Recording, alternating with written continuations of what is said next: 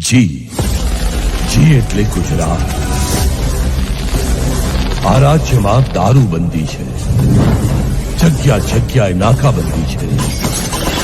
તો જીમાં દારૂ આવ્યો ક્યાંથી?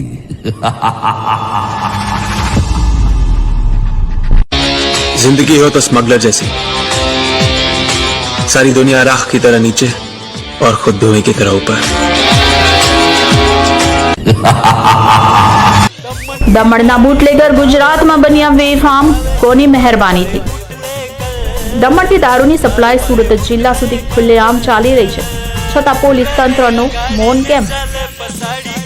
દમણનો ભાવેશ, કિરણ, નીલિયો, ધોળો, જીનલ, કરણ, પકોડી, પપ્પુ, પુનિયો, હેમંત લાઇન પર ગાડીની પાયલોટિંગ કરી ગુજરાતના વલસાડ, નવસારી, સુરત જિલ્લામાં રઈસની સ્ટાઇલમાં દારૂ સપ્લાય કરી રહ્યા છે।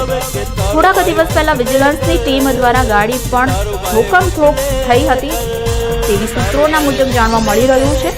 વલસાડ જિલ્લાના જાંબાજ એસપી અને એલસીબી પીઆઈની જાણ વગર ચાલતું નેટવર્કની પાછળ પોલીસકર્મી યાદવ અને તેની સાથે મળેલા અન્ય પોલીસકર્મી કોણ?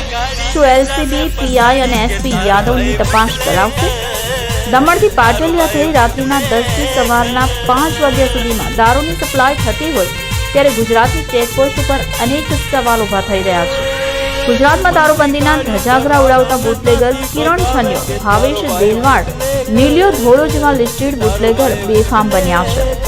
દમણના જાંબાઝ પ્રશાસક ગણાતા પ્રફુલ પટેલ શું આવા બુટલેગર કિરણ, ભાવેશ, નીલિયોની ઉપર કાર્યવાહી કરવા એક્સાઇઝની ટીમ કાર્યવાહી કરવા કઈ આદેશ આપશે? દમણની કઈ વાઇન શોપ ઉપરથી છૂટા હાથી ભરી ત્યારબાદ 4 વ્હીલરમાં ખાલી કરી સ્કોર્પિયો તેમજ ઇનોવા જેવી રોજની 10 ગાડી સુરત જિલ્લા સુધી પહોંચાડી રહ્યા છે। કિરણ છન્યો અને ભાવેશ દેલવાડા અને નીલિયો ધોળો રઈસની સ્ટાઇલમાં બન્યા બેફામ। ત્યારે જોવાનું રહ્યું કે વલસાડના જાંબાઝ એસપી અને એલસીબી પીઆઈ તેમજ વિજિલન્સની ટીમ આમાં માથાભારે બુટલેગરોની ઉપર રોક લગાવવામાં સફળ થશે? વધુ માહિતી સાથે જોતા રહો સિટી ગોલ્ડ ન્યૂઝ ચેનલ।